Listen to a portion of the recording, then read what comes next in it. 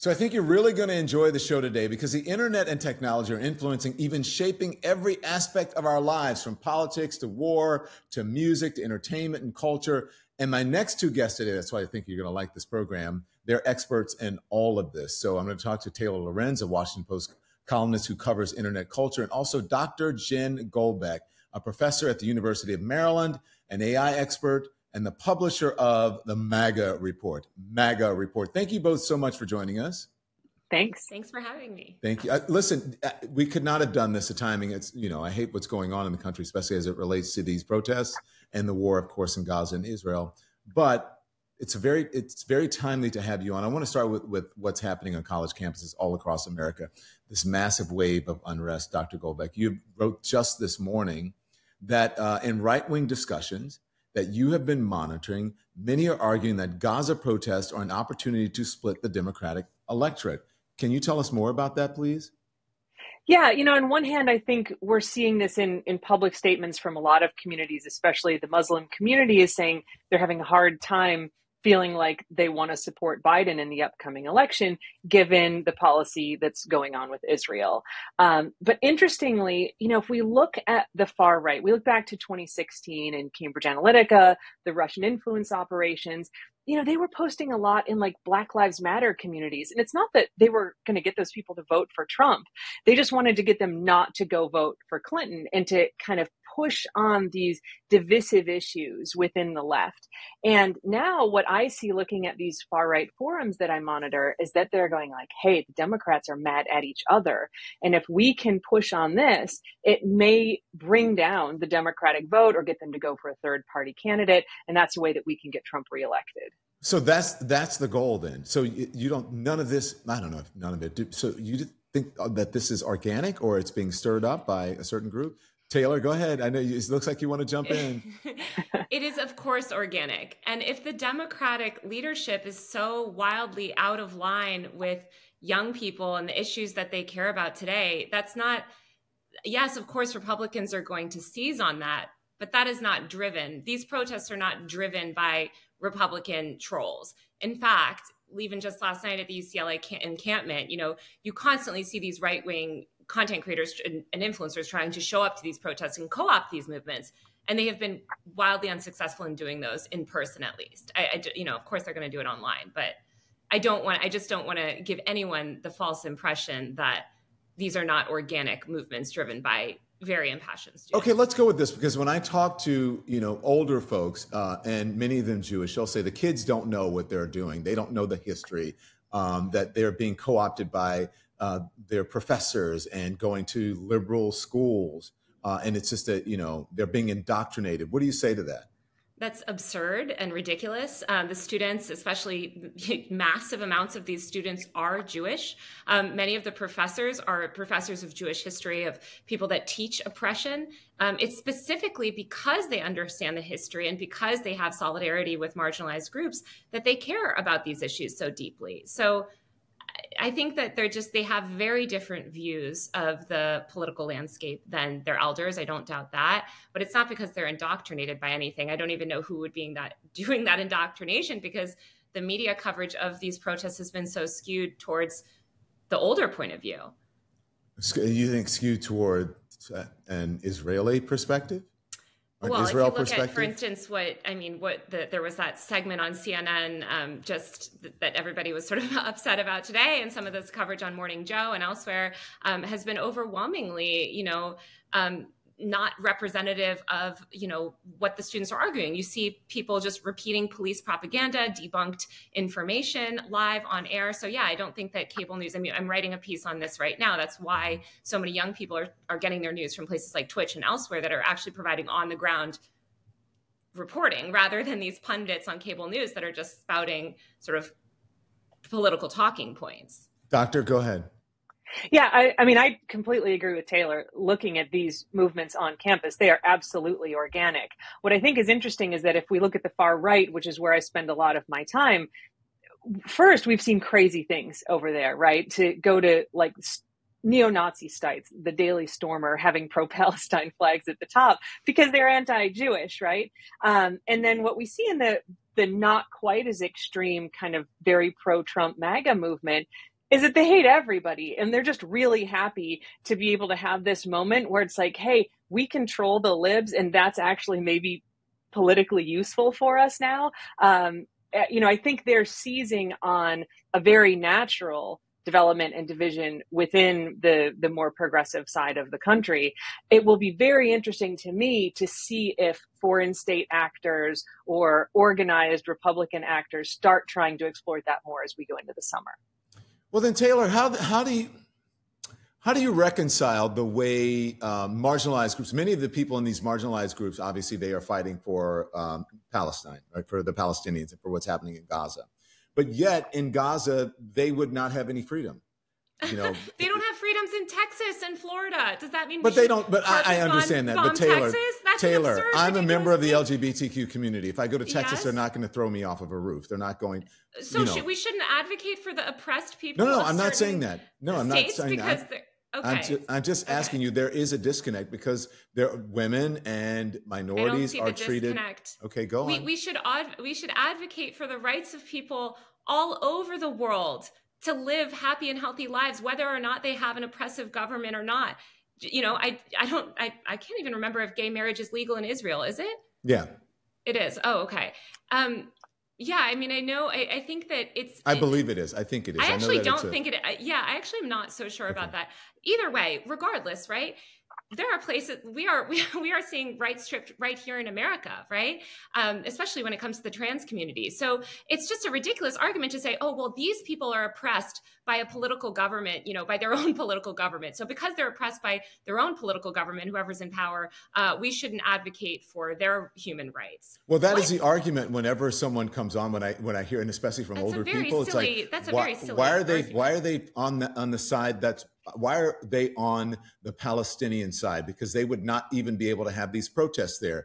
Women could not, they would have to walk around with their faces covered. Gay people would not even be allowed. That's what you hear from. First of all, you don't have to walk around with your faces covered in Palestine, as many female journalists in Palestine, many female journalists in Palestine have been openly speaking about this. They have been covering their own slaughter, live from the ground in Palestine.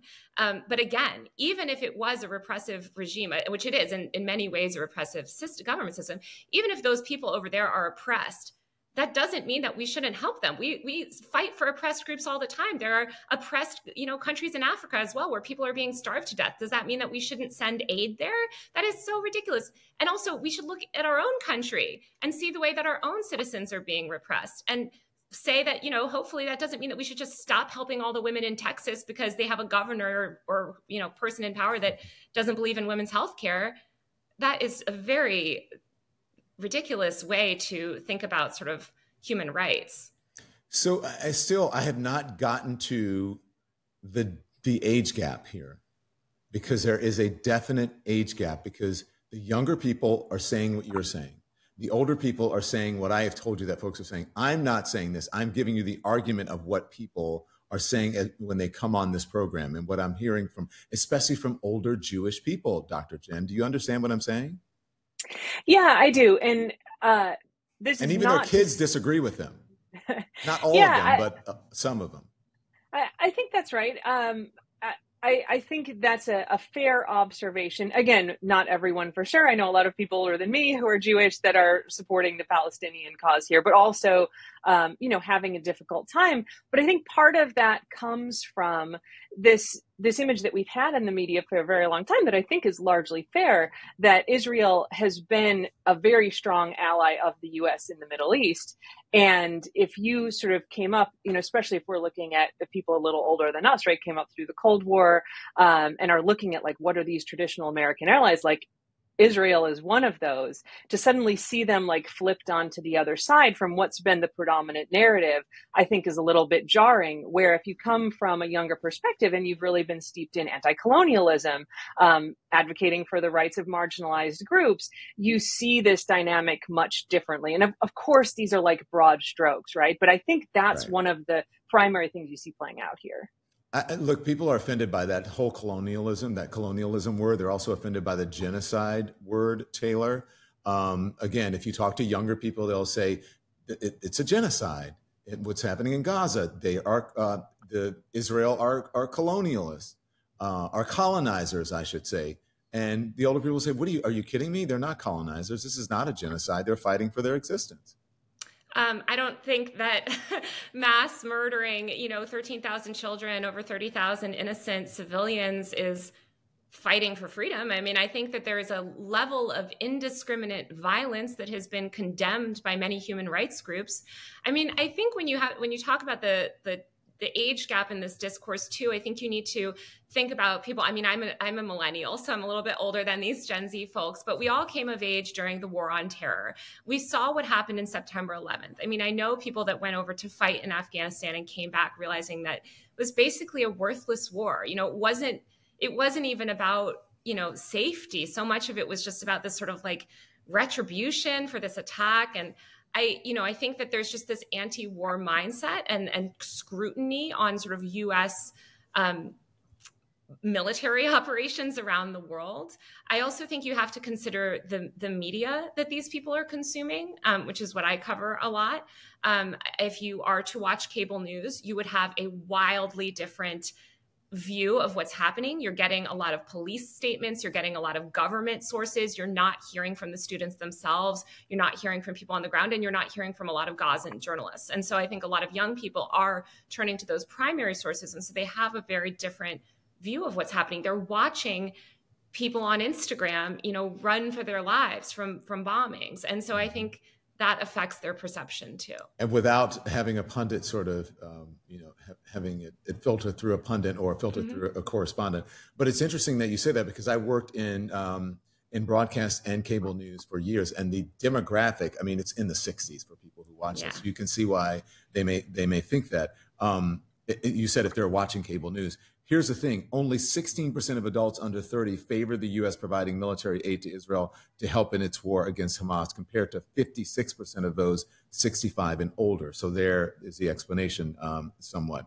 Doctor, you're a college professor. You specialize in internet culture and by extension, younger Americans. I'm just wondering, on these campuses, where is the line between actual legitimate protests and rioting? I think everyone will agree that the destruction of property is like a bit too far, but people should be allowed to protest. It is in the First Amendment, freedom of expression.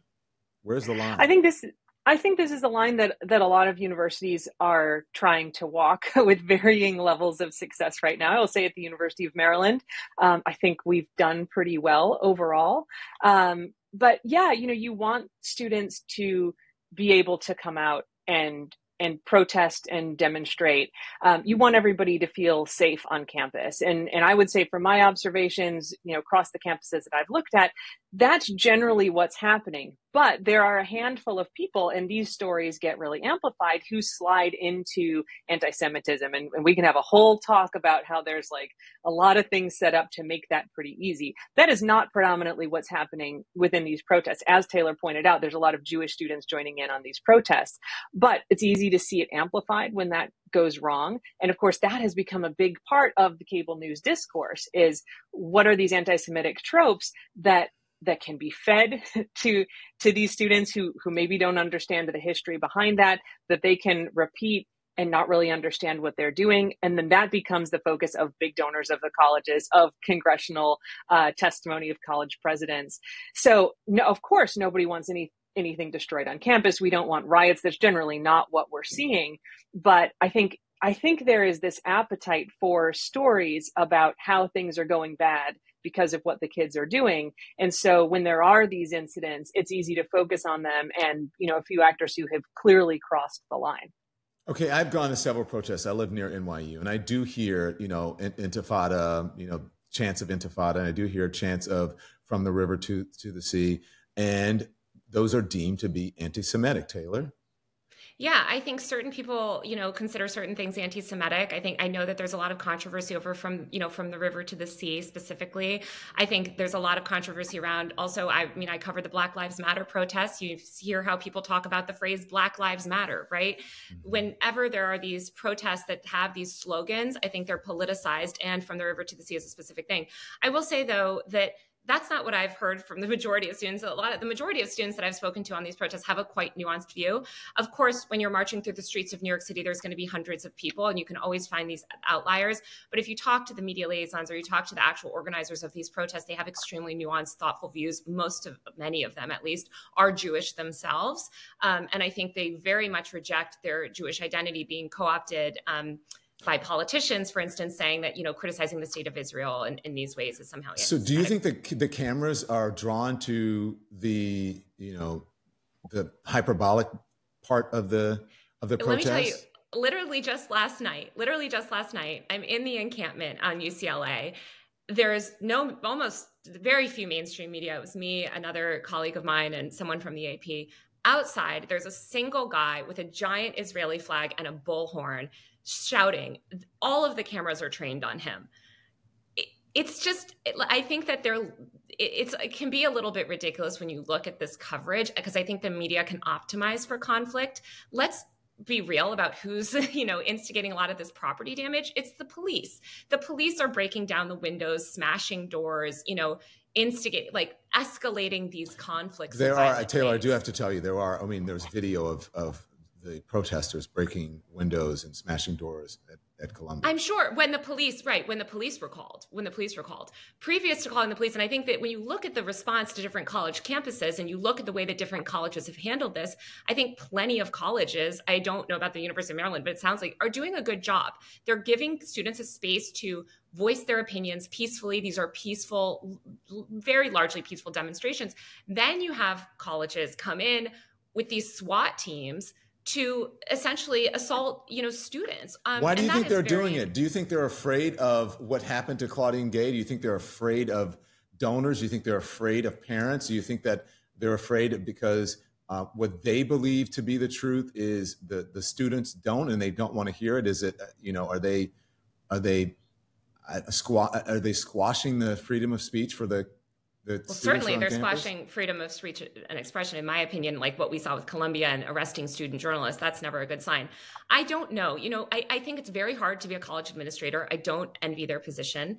I think calling the cops on your own students has a really dangerous history in this country, and a lot more of them should think critically before doing it, because we see that the police time and time again, and we know this from things like the Black Lives Matter movement, police constantly escalate situations, and that is generally not a productive way to resolve these sorts of things. So I think there are campuses that have handled it well, and we should look to those campuses. So, Doctor, then what's an administrator to do? What's a college president to do? What are the police or authorities to do in these situations when they're private institutions and they're trying to keep order? Yeah, so this is a difficult line to walk for sure. I think, there's very clear rules about behavior. And of course, it gets squishy when you actually try to interpret those.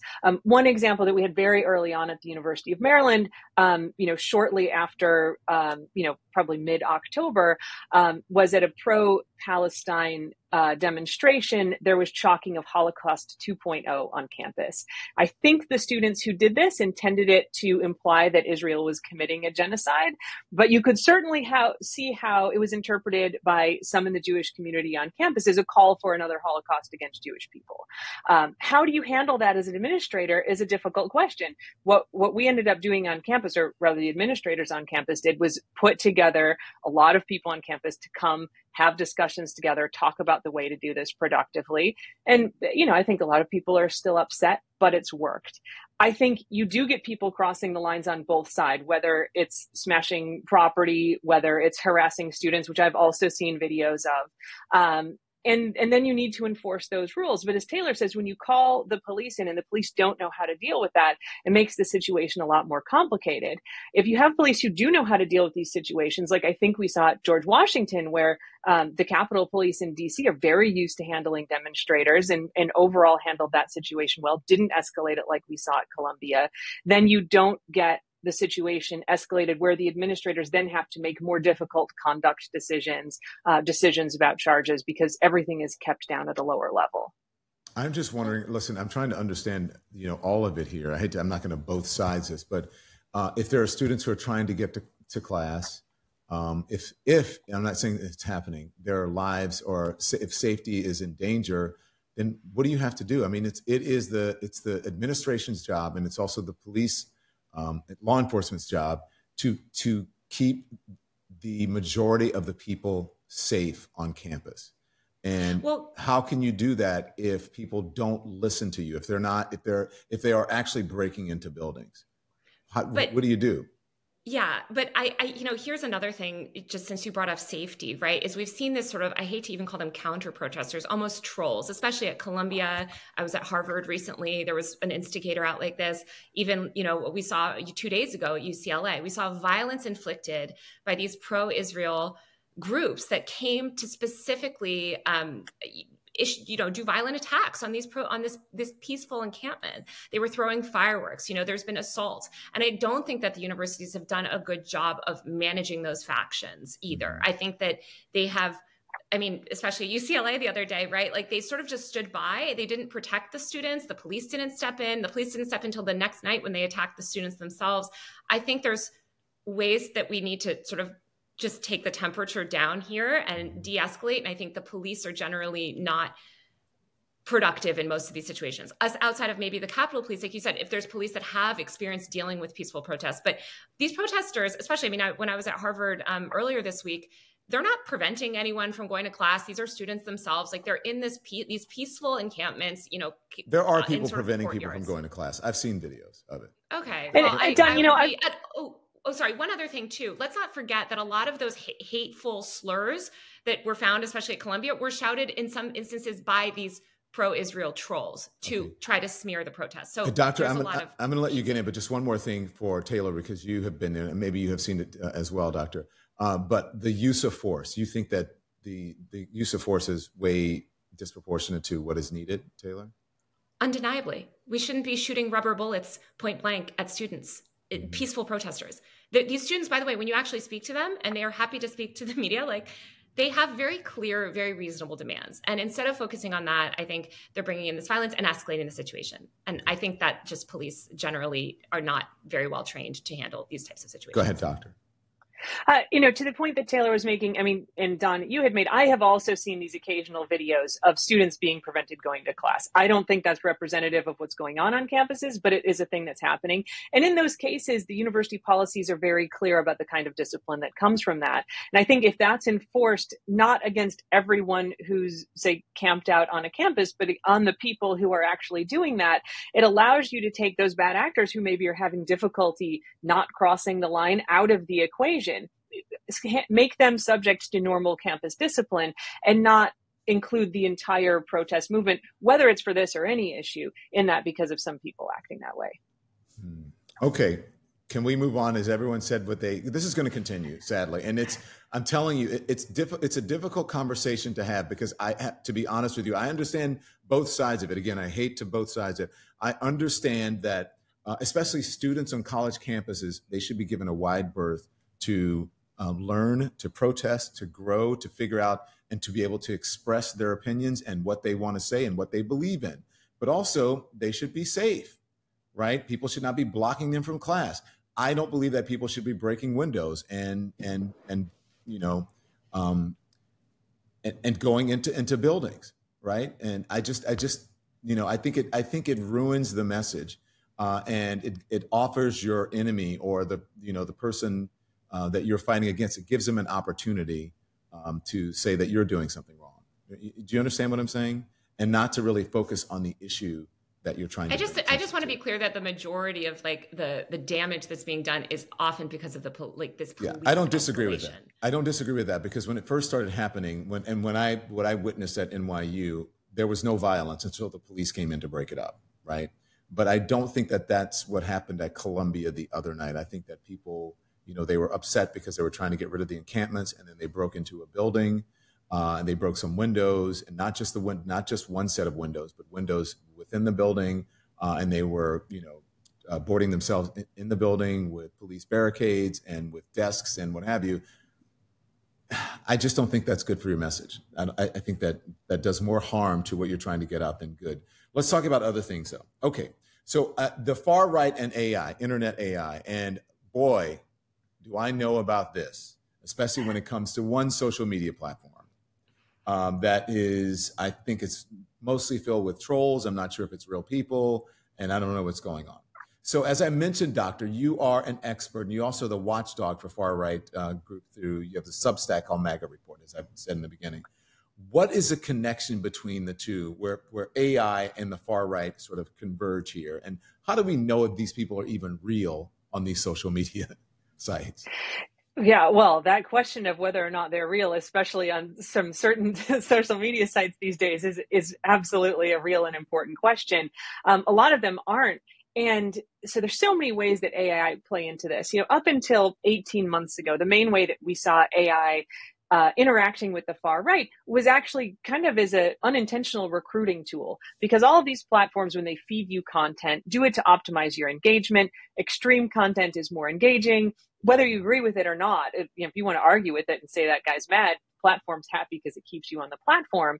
And we saw studies. The algorithm for example, pushes that. They absolutely. Yeah. Yeah, Facebook did an internal study that somebody got a hold of in the media that found that something like 68% of people who joined far-right groups on Facebook joined them because Facebook's algorithm recommended those groups to them. And Facebook's response to that was to basically shut down the internal group that was studying it. So we know, especially in the last election cycle, a lot of people were pushed into these far-right groups that way. But now, what I would say in the last 18 months for me has been the most concerning is that we have ChatGPT and these large language models that can generate text that sounds very good. And it's so easy now to set up a troll farm with a bunch of bots on platforms, generating very realistic sounding text with arguments that people are going to believe because the tool is able to do that. And I think all of us who work in this space of like politics and AI and online ecosystems are really worried about how that dynamic is going to play out in the lead up to the election in November. Taylor, you of course cover internet culture. What effect do you think AI is having on these extremist communities? I think everything Jen said is 150% correct. It's exactly what I'm seeing as well. I think we already have a massive crisis in terms of media literacy in the United States. Yes, I agree with you 100% on that. That's something that I can agree with you everything. Yeah. It's crazy. We found one thing. Yeah, it's really bad, and I think that's leading, as I mentioned before, to a lot of division and how people get their information. I think that we're not prepared for these deep fake, calls. And often by the time that it's regulated properly, or by the time these scams are found out, the elections happened, right? So I think we need to take a lot of steps now to take this technology seriously and properly. I mean, even before AI, but like bots, right? Mm-hmm. How do you know what's real? I mean, Doctor, you study this, right, on a sort of clinical level, on a minute level. How do you even know, especially with bots, and then now you have AI, which you may really think you're talking to someone, right? Because it's artificial intelligence. How do you even know? Yeah, I mean, it's very hard to know. And there's a lot of us who have PhDs and long careers who have tried to do bot detection. It's like a whole area of research because it's really challenging. And the way how much of it do you think it actually really is? What percent are bots? Yeah, what percent of bots is, let's just say, because depending on the social media platform you go on, right? There's some that's like, okay, sort of middle of the road, right? And then there's some that's like completely sort of crazy, far right. I mean, look at Twitter. Twitter has become a cesspool for far right conspiracy theories. And I'm not sure if the people who are responding or liking or hating or whatever, if they're even real people, if it's just not bot farms, Yeah, I mean, my intuition, and I will say, like, I haven't done scientific studies of like the current state of Twitter, but I run some very big accounts over there, and it's so interesting that like paying the $8 a month was the thing that was supposed to get rid of the bots, and I am just inundated with like obvious bots with blue checks on Twitter now. Like the problem is orders of magnitude worse than it ever was, and I think just as someone who kind of gives a clinical eye to what's going on and spends a lot of time on Twitter, the bot problem has gotten huge there. And I think that's true of the far right bots as well, not just the porn bots and the spam bots and all of those, that part of the power that social media has had. And, I think this goes to Taylor's point when we were talking about Gaza and the protests. Social media has been transformative for allowing voices that are traditionally marginalized in the media to be seen and consumed. Twitter was so powerful, if we look at the Ferguson protests, for example, that never would have gotten that kind of coverage and launched that movement if it were traditional media covering it. So there's great things for amplifying those voices. But the oppressive forces know that too, and they have found false amplification by creating bots that make it look like there's a big movement behind something is powerful. And a lot of people see, wow, there's all this response, there's all these people talking about it. And now the AI is there to make it so easy to generate all these different seeming voices that'll have coherent conversations.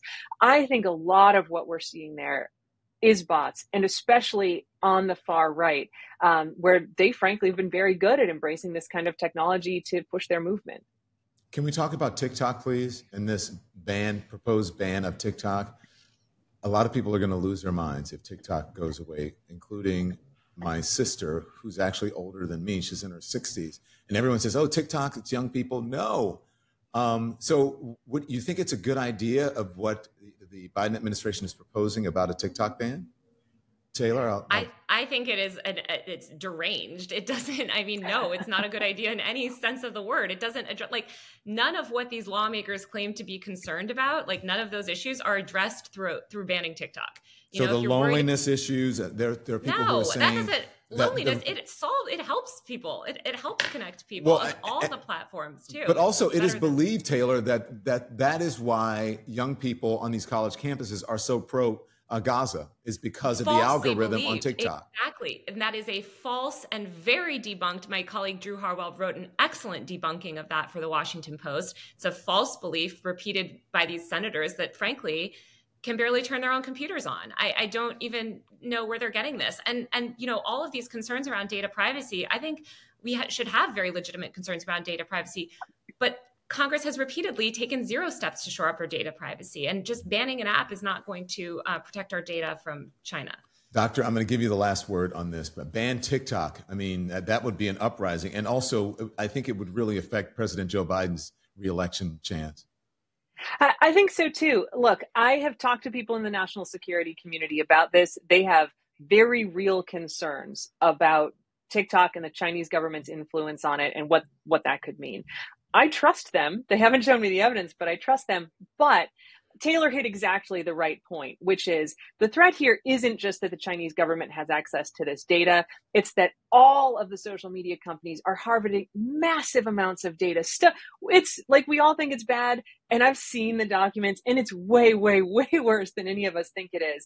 And having Meta or Google or Twitter, any of those companies hold that much data and have it available in algorithms for advertising, for manipulation, for bots. Like, that's a national security threat regardless of who owns them. So I think the step here isn't ban TikTok, which puts a Band-Aid on one problem. The step is let's get some real privacy laws in the United States, even in like some little areas, give people rights over their data that we just don't have now. That's the only way we're going to solve this problem. And it's not, you know, it's not just privacy.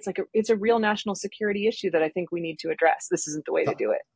Dr. Golbeck, Taylor, Lorenz, thank you so much. I really appreciate it. This is a fascinating conversation. I hope you guys come back. Thanks so much. Thanks for having us.